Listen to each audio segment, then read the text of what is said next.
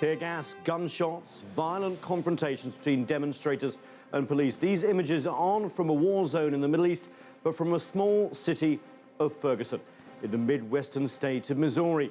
Racial tensions have exploded following the shooting of a black teenager. Some commentators say the clash is the result of decades of economic hardships and racial divide. How far has America come when it comes to racial equality, and where is it headed? Hello, I'm Nathan King, filling in for Anna Naidu, and this is The Heat.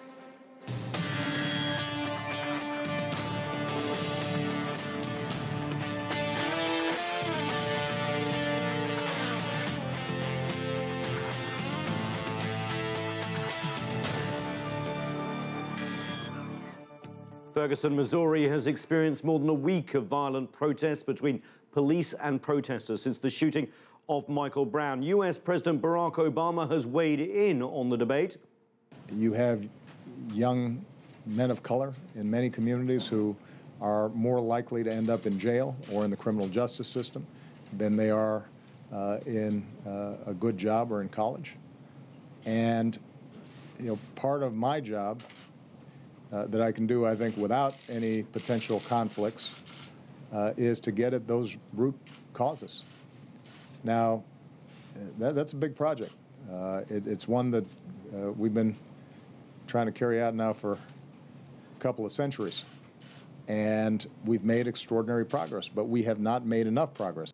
And we now cross to our correspondent, Hendrik Sybrandy, who is in Ferguson, Missouri. Thanks for joining us, Hendrik. You know, it's been over a week, getting on for 10 days since the shooting of Michael Brown. What's the feeling on the streets of Ferguson? Well, Nathan, things are peaceful here this morning. They've been peaceful here for the last several mornings, actually. The problems, as you may know, really materialize here when the sun sets after dark. That's when a lot of protesters have been coming out. Last night, however, only 6 arrests in the town of Ferguson along Florissant Avenue here, as contrasted to 47 arrests the night before on Tuesday night. So according to the head of the Missouri State Patrol, who talked to reporters yesterday, he thinks things are beginning to settle down here. He thinks perhaps a corner has been turned. Tuesday, of course, was a very tumultuous day here. Among other things, there was another incident involving a man with a knife who was shot and killed by police here. Then you had those protests on Tuesday evening, some of the bottle and rock throwing, along with those 47 arrests. So by comparison, last night was relatively peaceful. The rain that we had in the area certainly helped, and we'll see what today brings here. Well, we also had the visit of U.S. Attorney General Eric Holder to Ferguson in the last 48 hours. He's urged patience, but says there will be a full, thorough investigation. How did that go down with the people there? Well, I think they're encouraged by that. That's the kind of words that they're hoping to hear from law enforcement and from the federal government.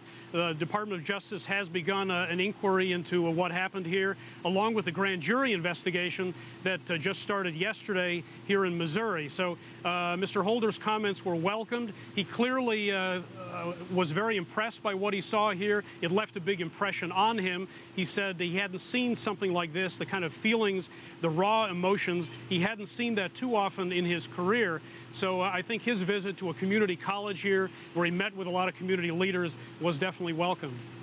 Obviously, President Barack Obama has been urged to go down there. There's been some criticism that he hasn't. What are the people of Ferguson looking for from their president and policy going forward? Well, I think a lot of people here were frustrated, disappointed that President Obama didn't come out more forcefully in their corner after the shooting happened a little over a week and a half ago. They thought he was going to be more supportive. They thought he was overly cautious. He finally did make some comments, as we just heard a day or two ago, and so that's helped. But there's a real wait-and-see approach here among the residents of Ferguson and Missouri to see how the president is going to lead from this point forward. And obviously, they want to see what kind of justice is done in the case of Michael Brown. Hendrik Sybrandy, thank you very much from the streets of Ferguson.